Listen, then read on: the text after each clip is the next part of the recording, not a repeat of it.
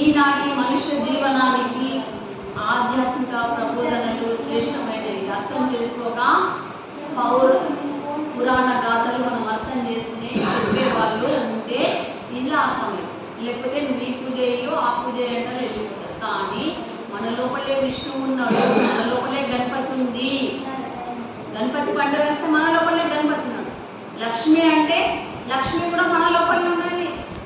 బ్రహ్మ మన లోపలనే ఉన్నాడు, విష్ణువు మన లోపలనే ఉన్నాడు, తిరుపతి దేవుడు కూడా మన లోపలనే ఉన్నాడు. చెయ్యి, నువ్వేం పెట్టో పెట్టు, కానీ భక్తితో చెయ్యి, ప్రేమతో చెయ్యి, కోపంతో కపటంతో చేయ.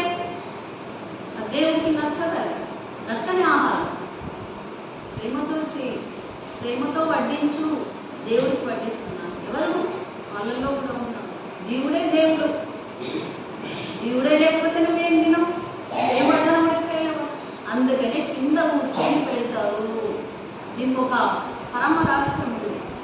కింద కూర్చొని పెడితే వాళ్ళు చాలు అంటారు. కింద భూదేవత, భూమిలోకి వెళ్ళొచ్చిన ఆహారం కాబట్టి కింద ఇస్తారేసి పెడితే ఆ భూమాత సంతోషిస్తుంది. భూదేవికి పూజ చేస్తాం. ఎవరికి పూజ చేస్తాడు? మనం భూదేవికి.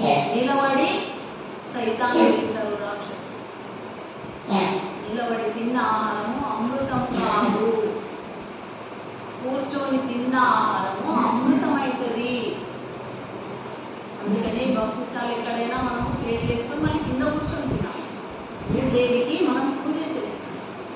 తన తల్లికి, ఆ తల్లి ఇచ్చిందే మనకు అన్నము, మళ్ళా తల్లి ఒడిలోనే కూర్చొని తింటున్నాము.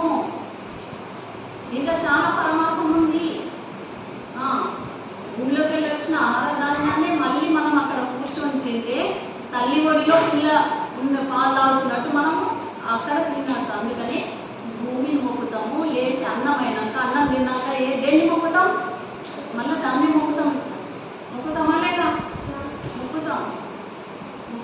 అన్నమైనాక మొదటి నైవేద్యం పెట్టినప్పుడు అగరబత్తి ముట్టించి పెడతామా? అది ఇప్పటికీ ఆచారాలు ఉన్నాయి.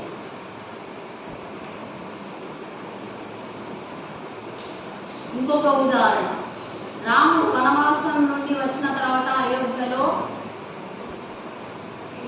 రాజ్యాభిషేకం జరుగుతుంది.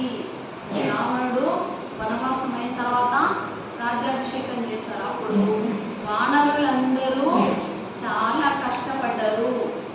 రాముడు సీత ఏమనుకుంటారంటే వీళ్ళ బహుమతులు ఇవ్వాలి, మన కోసం